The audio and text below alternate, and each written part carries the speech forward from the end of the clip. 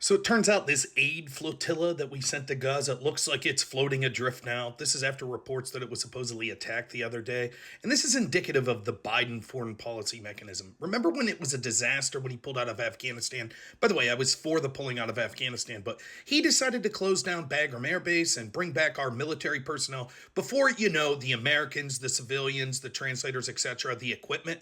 As a result, we had to beg the Taliban, the very group that we were told we had to fight for 20 years, for protection. And then, predictably, when the Taliban freed ISIS, ISIS then attacked and killed 13 troops and a bunch of civilians. And it was such a disaster that people were hanging on the engines of planes as they flew out. We brought back 70,000 Afghans who we didn't vet, left most of the people that were actually helping us that were Afghans there, and left a bunch of Americans there. Remember that disaster? Well, what happened afterwards? Biden had egg on his face, and so he decided he was going to bomb ISIS-K.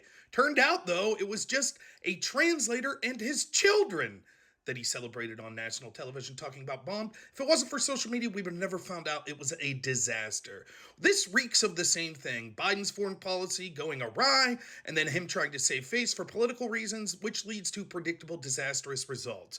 Now, Biden's in a tough spot because his Democrat followers are in two camps. One, which is we have to defend Israel at all costs, boo. And the other, which is Hamas are great people, and we need to block roads and harass people at Memorial Day and keep conservatives off campus because Hamas is the best. October 7th was an awesome thing. Boo even harder. The truth is we shouldn't be involved in either side of this conflict.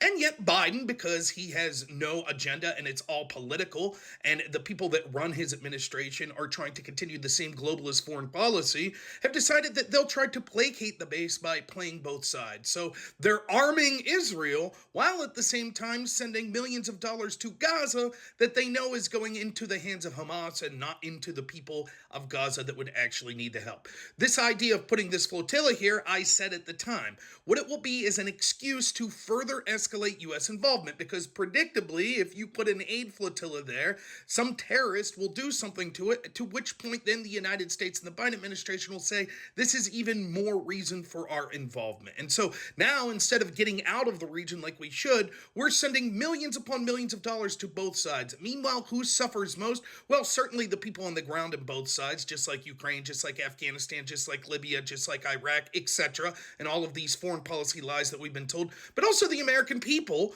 who are paying more and more for groceries and can't afford to live, whose streets are becoming ridden with crime, fentanyl deaths through the roof, border porous and insecure, as would-be terrorists probably flock to it. So just another day in the Biden administration world of foreign policy that we told he was an expert at.